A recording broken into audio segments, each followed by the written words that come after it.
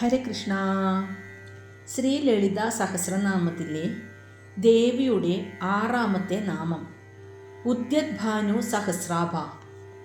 ഈ നാമം ദേവിയുടെ അതിമഹത്തായ തേജസ്സിനെയും ദിവ്യശക്തിയെയും സൂചിപ്പിക്കുന്നു.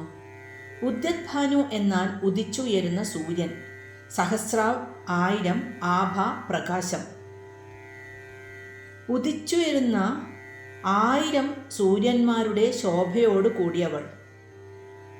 അതായത് ഒരേ സമയം ഉദിച്ചുയരുന്ന 1000 സൂര്യന്മാരുടെ പ്രകാശം അത് ചിന്തിക്കാൻ കഴിയുന്നതിലും അപ്പുറമാണ്.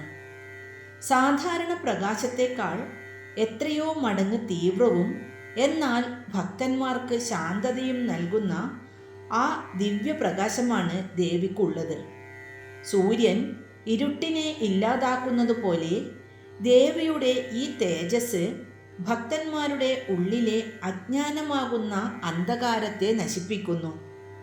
അതായത് മോക്ഷം നേടുന്നതിന് തടസ്സമായ എല്ലാ മായകളെയും ഈ തേജസ് നീക്കം ചെയ്യുന്നു. മാത്രമല്ല ഈ തേജസ് സകല രോഗങ്ങളുടെയും സൃഷ്ടിക്കും നിലനിൽപ്പിനും കാരണമാകുന്നു.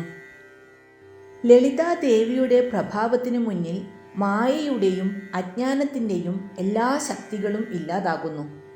ലളിതാ പരമേശ്വരി ജ്ഞാനരൂപിണി ആയതുകൊണ്ട് ആ ജ്ഞാനമാകുന്ന തേജസ്സിനെയാണ് ഉദിച്ചുയരുന്ന സൂര്യൻ്റെ പ്രഭയായി ഇവിടെ വർണ്ണിച്ചിരിക്കുന്നത്.